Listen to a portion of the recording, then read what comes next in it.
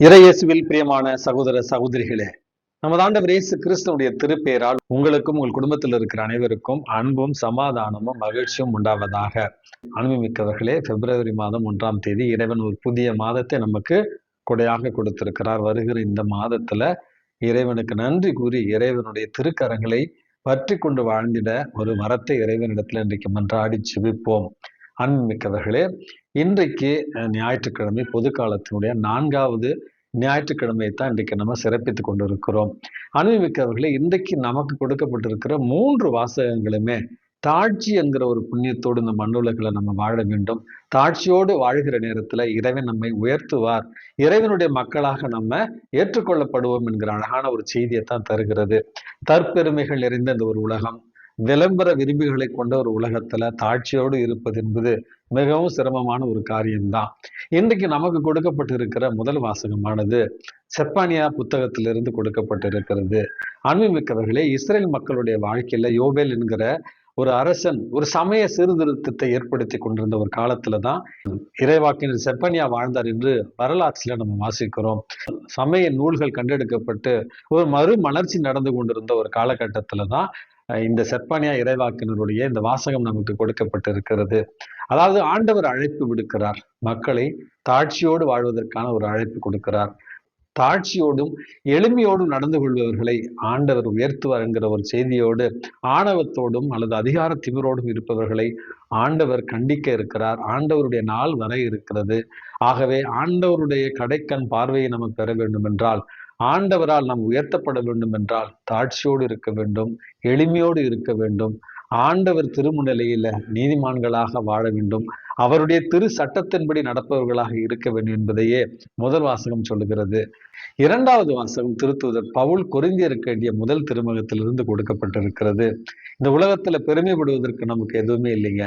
இந்த உலகம் மடமை என கருதியதைத்தான் இறைவன் உயர்த்தினார். ஆகவே நாம ஏதாவது பெருமைப்படணும்னா நமது ஆண்டவர் இயேசு கிறிஸ்துவில் தான் நம்ம பெருமைப்பட வேண்டும்.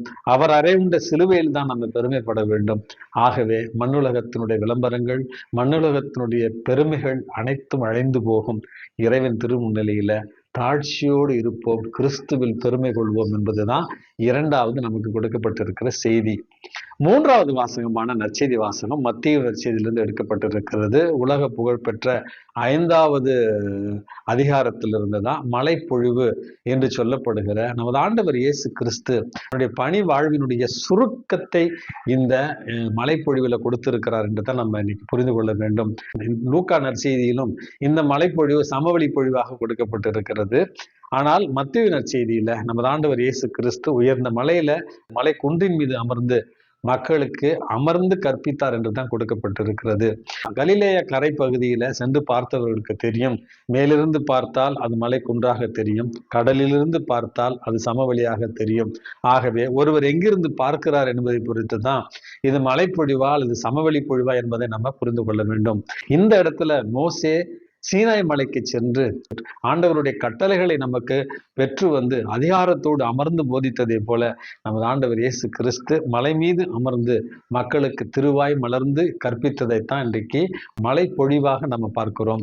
அன்புமிக்கவர்களே, இன்றைக்கு நமக்கு கொடுக்கப்பட்டிருக்கிற அந்த மலை பொழிவு இயேசுவினுடைய பணிவாழ்வின் ரத்தன சுருக்கம் என்று தான் இதை நம்ம சொல்ல வேண்டும்.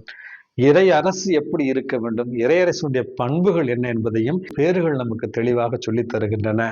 பேறு என்றால், பேறு பெற்றோர் என்றால் கடவுளுடைய அற்புதமான அதிசயமான கொடையை பெற்றவர்கள் என்பதுதான் இந்த பேறு பெற்றோருடைய உள்ளார்ந்த விளக்கம் என்பதை இன்றைக்கு நம்ம புரிந்து கொள்ள வேண்டும். ஆகவே நீங்கள் கனிவு உடையவராக இருக்க முயற்சி செய்யுங்கள், ஏழையரின் உள்ளத்தவராய் இருக்க முயற்சி செய்யுங்கள், அமைதியை ஏற்படுத்துவராக இருப்பதற்கு முயற்சி செய்யுங்கள் என்று நீங்க முயற்சி செய்யுங்கள் என்பதை பற்றி இன்றைக்கு இயேசு கூறவில்லை. ஏழையின் உள்ளத்தோர் பேறு பெற்றோர், இறையரசு அவர்களுக்கு உரியது அப்படி என்று மிக தெளிவாக இறையரசின் பண்புகளை நம்ம எப்படி உள்வாங்க வேண்டும் என்பதை தான் சொல்லி இருக்கின்றன. ஏழையரின் உள்ளத்தோர் பேறு பெற்றோர், விண்ணரசு அவர்களுக்கு உரியது. துயருருவோர் பேறு பெற்றோர், ஏனெனில் அவர்கள் ஆறுதல் பெறுவர். கனிவுடையோர் பேறு பெற்றோர், ஏனெனில் அவர்கள் நாட்டை உரிமை சொத்தாக்கிக் கொள்வர். நீதியை நிலைநாட்டும் வேட்கையை கொண்டோர் பேறு பெற்றோர், ஏனெனில் அவர்கள் நிறைவு பெறுவார்கள். இரக்கமுடையோர் பேறு பெற்றோர், அவர்கள் இரக்கம் பெறுவார்கள். தூய்மையான உள்ளத்தோர் பேறு பெற்றோர், ஏனெனில் அவர்கள் கடவுளை காண்பர். அமைதியை ஏற்படுத்துவோர் பேறு பெற்றோர், ஏனெனில் அவர்கள் கடவுளின் மக்கள் எனப்படுவர். 8வது, நீதியின் பொருட்டு துன்புறுத்தப்படுவோர் பேறு பெற்றோர், ஏனெனில் விண்ணரசு அவர்களுக்கு உரியது. அப்படி என்று விண்ணரசின் இந்த 8 பண்புகளையும் மிக தெளிவாக நமது ஆண்டவர் இயேசு கிறிஸ்து பேறு பெற்றோர் என்கிற இந்த வாசகத்தின் மூலமாக நமக்கு தந்திருக்கிறார். சுருக்கமாக சொல்ல வேண்டும் என்றால், இந்த பேறு பெற்றோர் முதல் வாசகம் எல்லாமே நமக்கு சொல்லித் தருகிற அழகான பாடம் என்பது, இந்த மண்ணுலகில் கடவுளுடைய வார்த்தையை கேட்டு அதை நம்முடைய உள்ளத்துல சிந்தித்து அதன்படி கீழ்ப்படிந்து நடப்பவர்கள் பேறு பெற்றவர்கள் என்பதைத்தான் இன்றைய 3 வாசகங்களும் நமக்கு தெளிவாக தருகின்றன.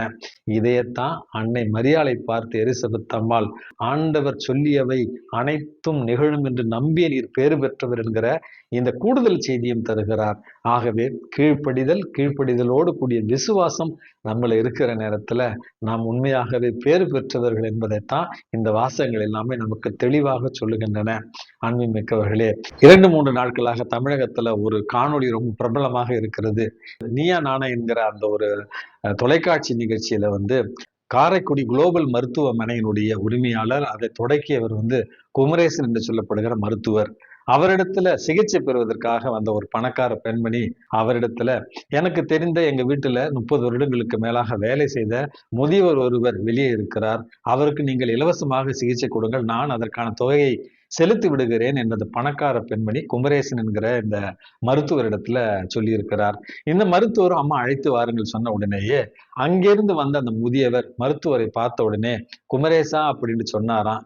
அதை கண்ட அந்த பெண்ணுக்கு, இவர் உங்களுக்கு முன்னாடியுமே தெரியுமான்னு கேட்டதுக்கு, இவர் தான் எங்க அப்பா அப்படின்னு சொன்னாராம். அருமை மிக்கவர்களே, அந்த பெண் உண்மையாகவே வாயடித்து போனாராம். நம்மிடம் பணியாற்றிய வேலைக்காரன் பையன் மருத்துவராக இருக்கிறாரே என்கிறது ஒரு வகையில அவருக்கு மகிழ்ச்சியை கொடுக்கிறது.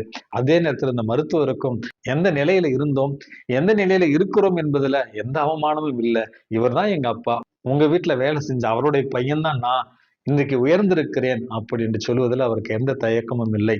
இன்றைக்கு நான் வாழ்கிற இந்த உலகத்துல திடீர் பணக்காரர்களை பார்க்கலாம், திடீர் அந்தஸ்து வந்தவர்களை பார்க்கலாம், அல்லது திடீர்னு பெயரும் புகழும் வந்தவர்கள் எல்லாம் பார்க்கலாம்.